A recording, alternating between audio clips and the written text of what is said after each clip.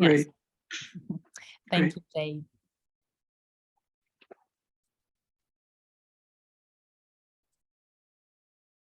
Okay, so do you see my screen? Yeah, I'm going to turn off my headset so Francoise can listen. She's Okay. sitting here with me. More audience. Great. Okay. So my presentation is about ocean integration, about how can we improve coordination between ocean observing activities. And basically, it consists of 4 parts. So the first, I will explain what is the concept of ocean integration, then why do we need it, and then the barriers and solutions from examples from different fields, and then the proposal for specific actions. And so what does ocean integration means? Well, integration in general in science, it refers to the process of combining multiple disciplines together. So it is in general synonyms of interdisciplinary or transdisciplinary science. And I think it is important to understand that these concepts are not synonyms, and there are actually a strong difference between these terms and multidisciplinary. So I'm explaining here the concept so we really understand what does integration means. So multidisciplinary would be an additive approach. Each discipline persists in its own way of working, whereas an interdisciplinary approach is more interactive approach. You synthesize knowledge and methods from multiple disciplines. And finally, the highest degree of integration would be a transdisciplinary approach, where it is a holistic approach. You produce a new novel form or way of working that is beyond the reach of individual disciplines. So I think what is the message important from these definitions is that behind the concepts of integration, it has the ideas that as the elements that needs to be combined have to be adapted in order to combine with other. So in the ocean, we know that it is a complex system, so we need to combine multiple disciplines, but also multiple in situ platforms, remote platforms, and numerical models. So we need to do transdisciplinary approach, but also inside each discipline, we need to have not a multi-platform approach, but a trans-platform approach.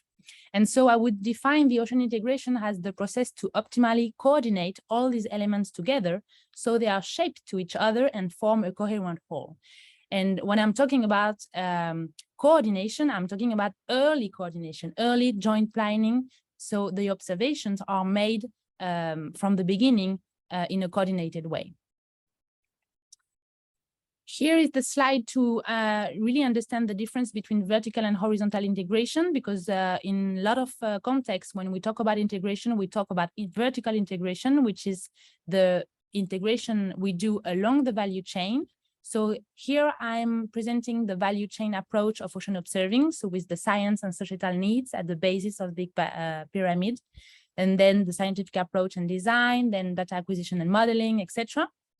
And so the value is coming from the basis of this pyramid to the top. And so the vertical integration is the coordination that is done along the value chain, that it is the coordination of the different stages of one single data coming from one single platform. And the goal is to ensure that the final data is fit for purpose. So this is very common, and in most of the time, when we talk about integration, we're talking about this vertical integration, which is very, very important. But what is often forgotten, and there is less research on this aspect, is the horizontal integration, which occurs at the same value level and at each level. And so the goal is to create synergies between partners and to elaborate products that combine multiple data from multiple disciplines using multiple platforms. And the goal is to ensure that data are fit for multiple purposes that responds to multiple science and societal needs. Adele, can I ask a question? Yes. There's just a few of us here. Would you object if, as we go through things, we just ask questions in terms of a discussion? Yeah, of course. Yeah. Okay. I think the problem is that I don't see you when I'm presenting, but of course you can ask me some question in the same time I'm presenting. Okay, thank you very much.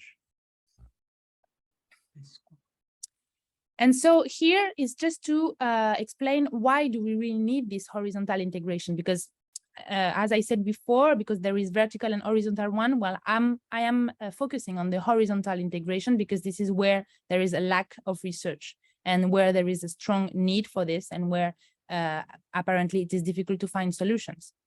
And so why do we need this horizontal integration? It's because we have many issues that we are facing today that are restricting our ability to advance faster. And in particular, there are gaps in ocean observing coverage. There are important processes that are insufficiently measured. And observing networks are only partially adequate for addressing the new scientific challenges. And in particular, they do not resolve multiple spatiotemporal scales. Then there are insufficient sharing. Lots of observations are not fair, and most observations cannot be used to their full extent. And this leads to difficulties in implementing data assimilation and model verification, for example. And so this leads to a duplication of effort. There is little communication between teams, institutions, and nations, and most observations are not fit for multiple purposes. And so this leads to a non-optimum use of resources. So to summarize, as it was stated in the EOS conference in 2018, or the data do not exist, or it exists, but they are not available, or it exists, but they are not fit for use. And the second reason why we really need to find solution to be more transdisciplinary or more integrated is that today we have strong societal expectations, especially for the UN Decade of Ocean Science and for the creation of a digital twin of the ocean. So now I will go through the several examples of integration in different fields and see what do they say about the barriers and solutions to integration in these fields. So first, in the literature, I found a lot of things on the obstacles and solutions to foster transdisciplinary research. So what are the obstacles first? Yes? Can we go back just a moment? Yes. You're looking at ocean integration. Yeah.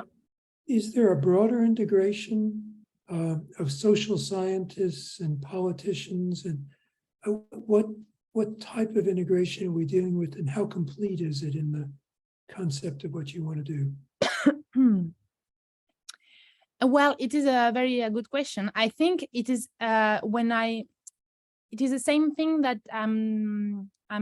when I say here that interdisciplinary and transdisciplinary will be different degrees of integration. I think that also in ocean integration, we can think about different degrees of integration. Sorry. I'm having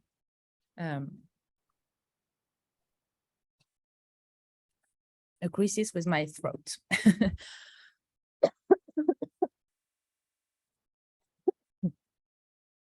So I would say that as a first step, I think we can only think about ocean integration, only taking into account the ocean components. But if we think at the higher level of integration, the ideal, like in the digital twin of the ocean, the ideal would be to integrate also the social and economical aspects. Okay. So I think we can think about this as a first step. So maybe first step, try to see how we can integrate inside the scientific community. And the second step, or maybe it's not a question of steps, maybe it can be in parallel because everything is linked. But a higher level of integration would be to integrate with social and economical science. So coming back to the presentation, so the obstacles to transdisciplinary research is basically these three main barriers that I found in the literature. So first, interpersonal and organizational barriers. So difficulties in communication, lack of clarity regarding the goals and definition of integration, the fact that in general participants in a project have different objectives, even if they participate in the same project, they have different objectives, and the lack of ownership in the project's integration phase. The fact that everybody is agreed that integration is necessary, but nobody knows who is in charge of doing this integration work.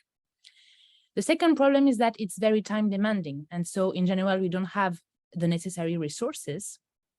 And third, the academic traditions and epistemological barriers. So the fact that it is difficult to copy with different academic traditions and the tendencies for limited trust in other knowledge domains. And finally, the academic merit system. There is a report from the OECD that is entitled Addressing Societal Challenges Using Transdisciplinary Research in 2020. And they clearly say that the obstacles to transdisciplinary research are embedded in the traditional disciplinary structures, norms, and practices of our science system.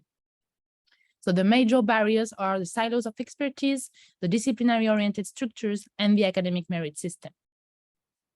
And they are not alone. There is a lot of literature on the subjects that say that the way the research is assessed tend to prioritize progress in narrow specialized fields, because we are only assessed in terms of publications and the quantity of publications. So this encourages quantity over quality. So there is a shift towards more mainstream, less risky research. The societal relevance is undervalued. The long-term goals are undervalued, and the coordination communication is undervalued.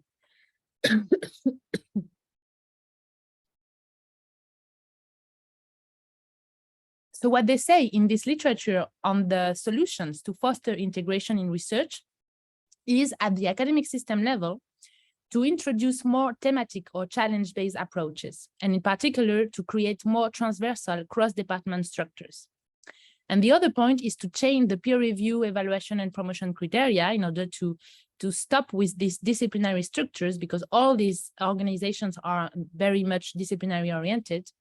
And finally, the reform of the research assessment system, which is a work that is in progress.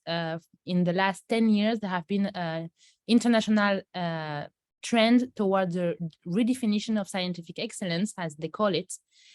And the goal is that we should not be assessed just in terms of scientific publications, but the scientific excellence definition should include the full range of research outputs, so not just publication, but data, software, best practices, development, also science policy documents, etc.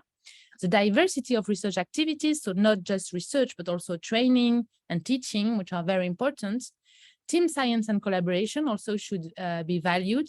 And last but not least, the contribution to the overall research system. So the idea behind this is that instead of being assessed individually, we should be assessed in terms of collective performance and not just in terms of individual performance. And also what is interesting, I found a report from Stress et al. In 2006 about the 10 steps to success in integrative research projects. And so what they say is that at a project level, in order to foster integration, we need to make integration an integral part of the project.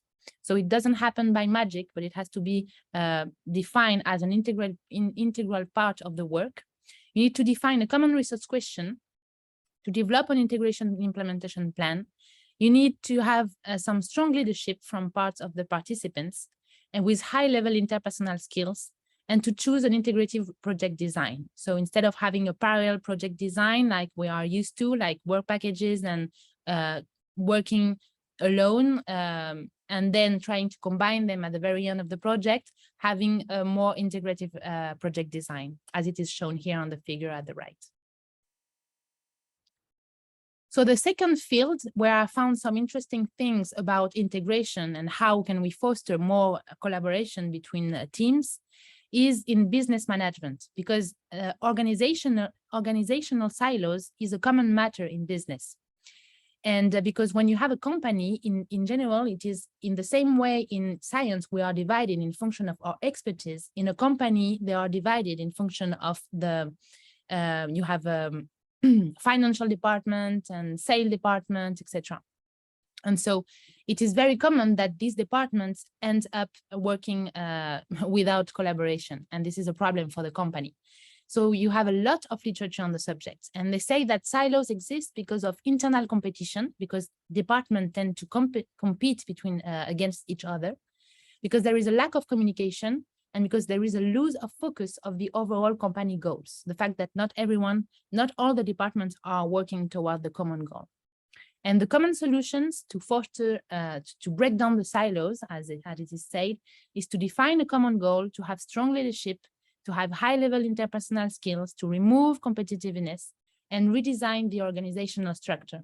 So I think it is interesting because it's actually very similar to the solutions that I have found in the research about how to foster transdisciplinary research. And last example about integration and how to improve the coordination between different parties is in the integration for managing the world's natural resources. And in that context, integrated approach means to have a coordinated management for sustainability. So the goal is to ensure that the resource is used responsibly, effectively, and equitably. So you have different examples of integrated resource management. So for the water, for the coastal zone, for the forest, and for the marine protected areas. And for almost 20 years now, you have literature on the subject on how they manage to manage, how they do to manage the resource effectively. And in this context, integration means to take into account many aspects. You have to take into account many knowledge and expertise. You have to integrate on the ecosystem level because you include all the natural processes in the ecosystem you are considering. You need to make social integration. You need to take into account the uses and the problems and the population that are living in this area or that are needed these resources or exploiting these resources. You need to have an economic integration, taking into account the economic factor. You need to have a stakeholder integration to take into account all the actors, and spatial integration, so to really encompass all an area, a defined area. And so how do they do to manage the resource responsibly, effectively, and equitably? And basically, there are two types of management. There is a top-down management and the community-based management. The top-down management requires a central authority with a strong leaderships. And it's basically what we are used to with the government or really a central authority with a chain of commands. And the advantage is that they set clear goals and guide implementation, and there is a good alignment with international priorities. But the disadvantages is that in general, there is a disconnection between the rules and the local conditions, because there is disconnection between this central authority and the population that are living in these areas. And the second problem is that it is dictatorial, and the users are less engaged because they don't understand why they have to apply the rules or why the rules have been made, etc. On the other hand, you have the community-based management that is a little bit more complicated, but appears to be very effective. And you have many, many examples in the world with very effective community-based management. And so it requires users to agree on goals and implementation, and users to agree on rules, moral, and ethical standards. And the advantage is that there is more ability to bring together diverse knowledge, and everyone feels part of the process, so they are more engaged. The disadvantage is that it can slow down processes because everybody has to agree and everybody has a say, so it can be a little bit slower to implement. And the second problem is the issue of ego, the fact that if everyone wants to be heard, then someone can be more interested in self-interested instead of the overall goal. But Elinor Ostrom, she gained the Nobel Prize of Economy in 2009 because she demonstrated that community-based management was very efficient and was possible, because a lot of people were saying that commons can't be governed by the community. They have to be governed by a government or central authority, because as humans, we are not able to agree on rules and to really manage the resource effectively. And she demonstrated that it was feasible. And she's a fever defender of this community-based management. But actually, in the literature on the integrated water resource management, integrated coastal zone management, and marine protected area, etc., when we look at the literature on the subject, what they found is that both management have benefits, and the ideal management will be a hybrid kind of management, which encompass both management, where you have the top-down planning and the community-based learning and community-based engagement. But this is something that is very difficult. But there are some examples in the world that have been successful in having a collective impact. And this have been called collective impact organization. And this has been described for the first time by sociologist Kanye and Kramer from 2011. And they explain that a collective impact organization is reached when a core group of community leaders decide to abandon their individual agendas in favor of a collective approach. And this has been successful for solving complex social problems, such as reforming public education or restoring wetland environments.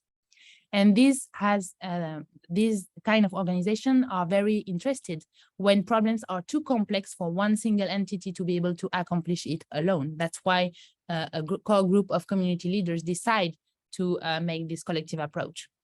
And in the context of ocean observations, it has been put forward by a paper from Weller et al. In 2019 for the creation of an ocean partnership. The idea is to make a partnership with the scientific community and with non-profit philanthropic organizations, federal agencies, and private sector in order to be able to have sustained observations. The 5 conditions for collective impact are again very similar to what I've said at the very beginning. You need to have a common agenda, so everybody has to agree on the common agenda. You need a shared measurement, so everybody has to agree on how the progress will be measured and how they will be shared. You need mutually reinforcing activities, continuous communication, and very importantly, you need a backbone support organization. This is something that is very important, is that this cross-sector coordination only appears if you have an organization that is separate from all the partners, that is just in charge of the coordination. And last but not least, you also need funders to support the long-term collective process. You need to convince funders that instead of funding one single entity, you need to convince them that actually the innovative solution will come from the gradual alignment of all parts of the system. And so they need to support this long-term collective process that takes a lot of time. And in general, this is something that is very difficult, and I think we are lacking in ocean observing. So finally, what about ocean integration? How can we apply this for ocean integration? So what I've been said since the beginning of this presentation, it actually can be applied to the ocean observing system. We have organizational silos in ocean observing because we are a research-based system that is driven by discovery and understanding. So we are not mission-based. We don't have a top-down approach. We are not aligned. Every teams and institutions can have their own priorities. We have unpredictable short-term funding, so we can't have a long-term vision. We are organized in disciplines and platforms, so we have vertical departmentalization. We have a disparate landscape with a fragmented governance, with weak leadership, so we don't have a top-down governance that really helps to guide implementation. And we have a hyper-competitive culture driven by scientific excellence, so we are competing against each other for funds. So this tends to this is the issue we are facing when we are trying to be more collaborative. And so my final slides is about the possible solutions. How can we implement ocean integration? So we could do it with 3 main ideas. So first, we could build a collective impact organization. So all the actors of the ocean observing system could agree on a common agenda and values. And we could design a hybrid governance structure, mixing the top-down planning and the bottom-up learning, and establishing clear design and implementation plan. The second point would be to reach sustainability in order to have a long-term vision and to be able to have a long-term vision, elaborating long-term funding strategies. And for this, we need to efficiently communicate the added value of integration and the added value of having coordination and coordinating bodies. And finally, we need to promote a culture shift to facilitate the transition from research to operational, to connect the diverse communities and foster more fair data and open science practices. And this will be facilitated if we reform the ocean research assessment system. So in conclusion, I just want to say that this challenge is very big, and it's only possible if the whole community is convinced to collectively debate on how to proceed, because we are a community-based community, I would say community-based system, and we are not used to have top-down government control. So of course, this would be only possible if the whole community decide to engage in the process. So thank you.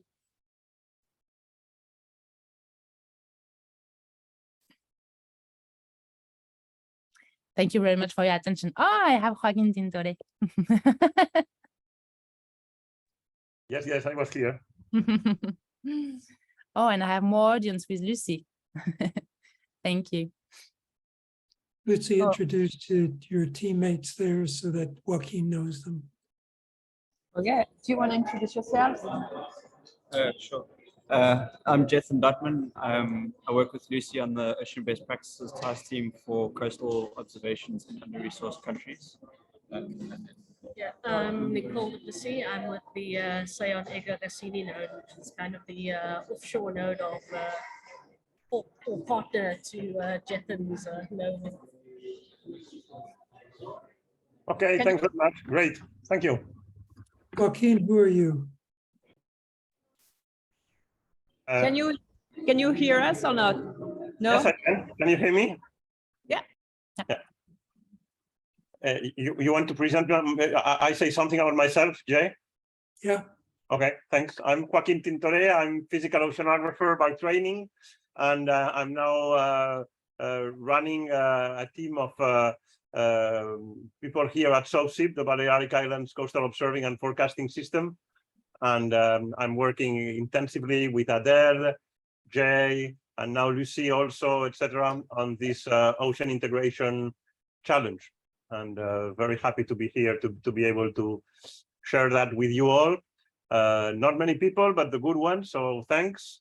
And I think there's a lot we can do. It's not going to be easy, but I think to me what is more relevant is that we are really, I think it's the initiative that is very, I think the ocean integration idea of Adele is the initiative that is more aligned really to the spirit and the implementation of the decade. The transformation that the decade is requesting is, to me, really at least, what Adele is showing to us. And congratulations, Adele. I think it's been a very nice presentation. And I don't know what you think, Jay, but I think it would be important, I think, to be able to talk at some point to Vladimir at UN Decade high level, say IOC, to really tell him about the initiative. We're going to be doing that because the idea is, as you all know, to prepare a proposal for a UNDK project for the next really 5 and 10 years. And hopefully through this, try to get some regional funding if possible, etc., or others. But in any case, I think the initiative and the way, Adele, I think you are now able to express it is really, I think it would be important that Vladimir and the UNDK know that. I don't know what you think, Jay or Lucy or anybody.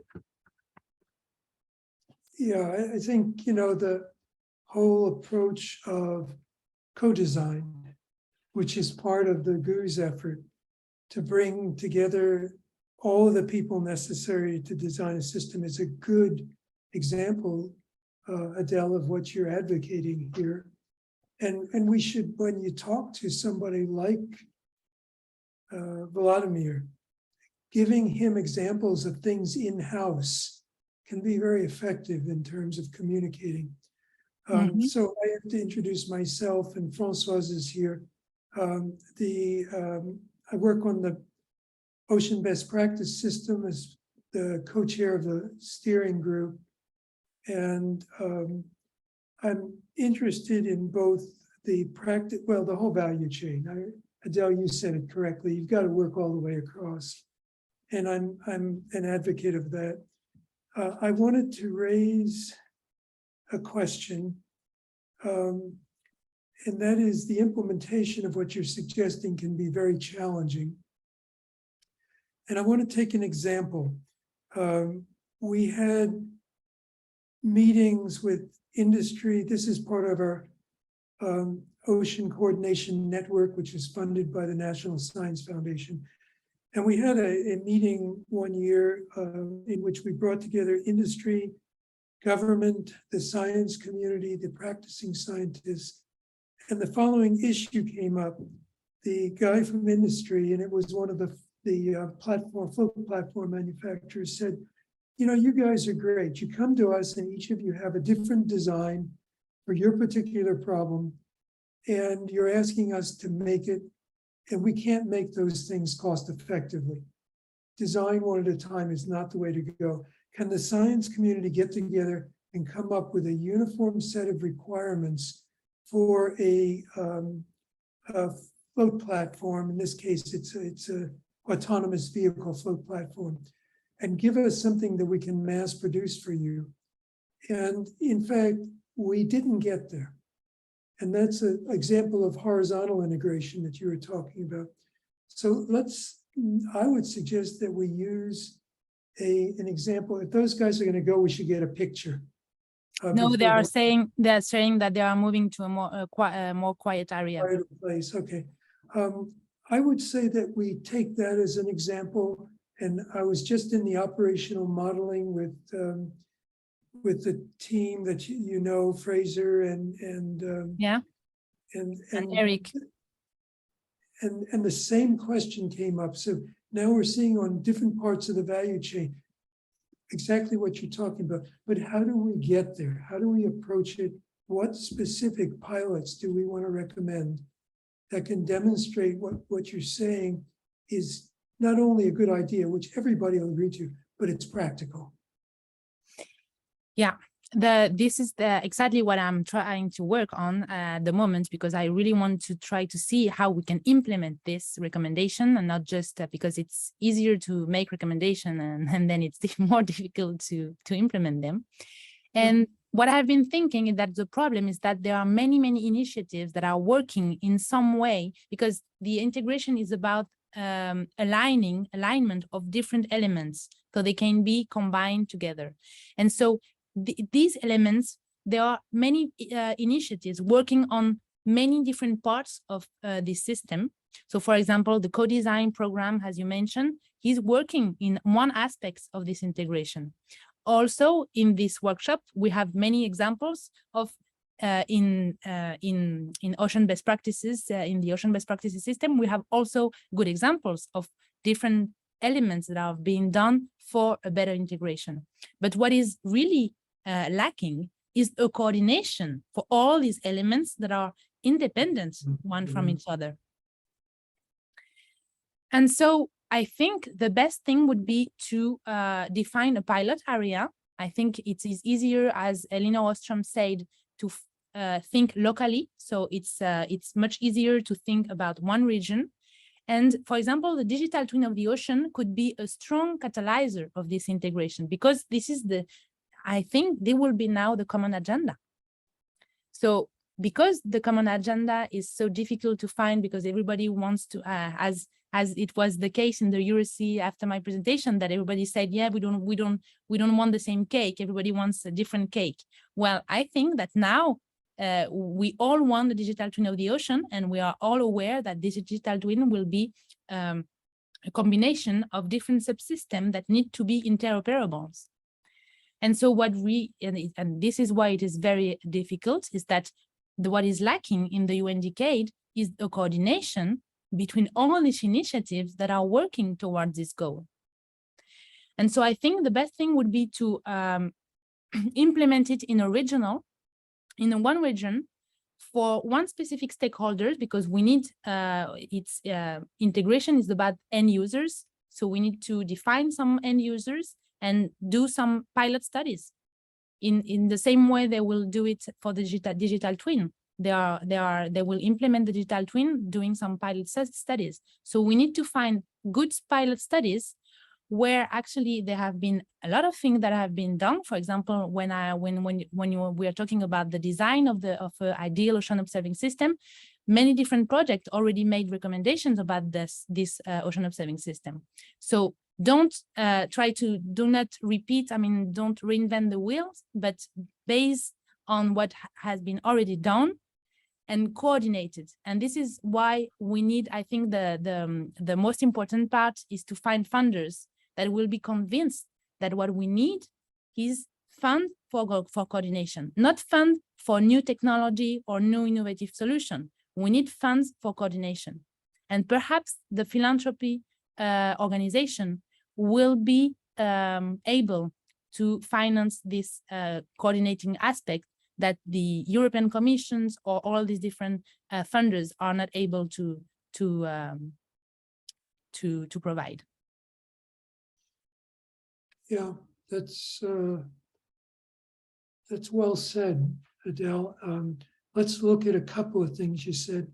First, there are coordination actions in the European Commission that are specifically designed to address the type of bringing together that you're talking about. Whether there's one in the next Horizon cycle or whether you seed it for the cycle after, that's a question that's open. So there is a mechanism certainly within Europe. There is a mechanism in the US also. But I want to come back to the digital twins. There are multiple digital twins in Europe. There's the Iliad project. Are you aware of that? No, Ilya? Okay, so we won't go into the details. I know Joaquin and I have talked about it, but Okay. we should talk about it. And the reason I'm saying that is, first, it's actively funded. Secondly, it has exactly the pilots that you're talking about. There are like 10 pilots. And whether you can engage with that or not, there's a very interesting way to do that. Ute Brunner is working on, she's essentially leading the pilots for Iliad, but she's also the lead for something called Turtle, which is the architecture for the digital twin of the oceans. And I would strongly recommend giving her your discussion, asking her where she would engage your ideas into the pilot processes, because certainly Turtle has everybody in Europe and globally dealing with all of the different digital twins. So that would be a comment I'd make, and I can provide the introduction if you want. I do support the idea of a defined pilot, and probably as Joaquin says, is it just regional generally or specific regionally? I think that's something we ought to talk about here. There's a good group in the session right now, and ask what do people think?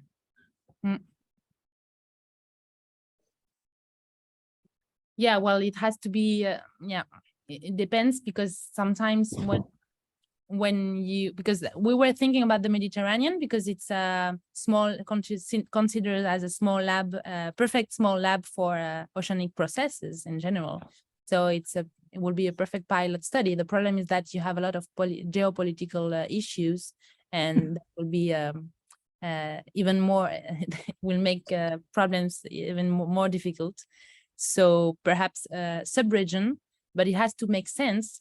I think the first thing would be to identify the pilot study and the stakeholders, because it depends on if it has to make sense for the pilot study and the stakeholder, the users, the end users. So it depends on actually the use. Okay, so I'll make only one other comment and then I'll keep quiet because it's not fair I keep talking. We do have a pilot in Jericho, which is a favorite of mine, and Joaquin knows what I'm going to say. That relates to bringing ocean data together and then working with the aquaculture people in the north of Spain and the Bay of Biscay, working with your region and covering into the Mediterranean. And Nadia said she would join it. I think I'd say not that you should do that pilot, because I think you have to think through many other pilots. But look at that pilot and see if it gives you a near-term opportunity to address full integration between multiple countries, multiple levels of the value chain, etc. Yeah. Yeah, and multiple users, because this is what is interesting in integration, is that we can't do a pilot study of integration focusing on just one user, because this is the strong concept of ocean integration. It has to be for multiple purposes. So we have to be able to combine different digital twins in one. That would be the idea. Yeah, very nice. Yeah, but thank you very much for the initiative you told me. The thing is that I know there are a lot of funding for the digital twin, but there are a lot of finding for the interface, for the visualization, for the data assimilation, for the technical aspects, but there are less funding for the coordination aspects. And so that will be perhaps, I mean, from what I've heard, to my knowledge, but perhaps this is something that is being implemented slowly. So thank you very much. I will look at this and talk with Joaquin about these initiatives you told us. No, I think it's very relevant what you said, Jay. For example, you were mentioning that there are coordination actions at EU level and at US level. I don't really know of any specific coordination action oriented towards this idea of transdisciplinary integration. Let's put it that way. Okay. There are maybe, but then it's something that I'm not aware in Europe, and I'm certainly not aware in the US. If you would have some references or a place to look whether in Europe or in the US, it'd be great. We have talked with Adele, and I think I told you, I'm not sure, with Terry Palukiewicz recently, and she is going to introduce us to National Academy of Sciences, to try to have their support through the Ocean Sciences Board. And she said that she thought they would be very much interested in the effort, let's put it that way. Then the other issues that you've mentioned Iliad, and yes, indeed, I think it's great that you mentioned Iliad and the different pilots they have. So far, we have been more in contact with Mercator, for example, for the other type of approach, but they are complementary. Mm-hmm. One of the things that we have in mind is in relation with SOCIP, potentially pilot capacities to think about coastal digital twins. That will be, of course, related to Coast Predict or other projects that you were mentioning. The Jericho pilot that you mentioned, I think it's a great idea. So what we will do, Adele, is to talk about this with Juanga and Miguel, etc. And finally, I think if we could bring over to our initiative, Ute, that you were mentioning, Ute Runner, who's leading, as you were saying, Turtle, the architecture for the digital twins, that would be great. Absolutely. I was with her, as you know, in the London meeting, and she made a very nice presentation. So it would be great if you could introduce Adele or ourselves to her and try to move. If you think she would be interested about the idea of ocean integration, advancing on specific issues and specific pilots is really what we need step by step. Yeah. Yeah. Great. And I think we have some people joining, which is great. So maybe anybody has comments, or Adele, go ahead. Yeah, well, the idea of this session was to, I just presented my work, so it was more at the international or national. It doesn't have any scale, actually. My work is thinking at multiple scale, and a complementary vision of this and some reflection that Lucy is making at the institutional level. She was about to present it in a couple of minutes. So because what I have presented is the fact that we need more collaboration, and there are multiple kind of barriers to collaboration that are political, but also financial, but also cultural and organizational barriers at the level of the ocean observing system at large. But actually what we observe in the ocean observing system at large is we observe it also at the institutional level. And this is something very interesting because everybody is saying the same thing. But it happens the same in my institution. Actually, we don't talk to each other and we don't know where. So at Ifremer, Lucy is working on this aspect. She's having some reflection on how can we improve this. And so this will be the second part of this workshop. So her presentation. Thank you, Adele, for this nice introduction. I will then share my screen.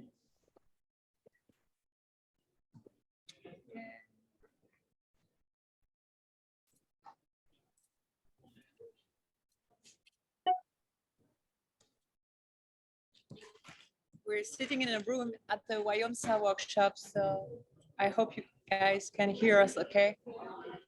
So my presentation is about fostering iterative observation initiatives at the institutional level. And if from there, my institution will be the case study.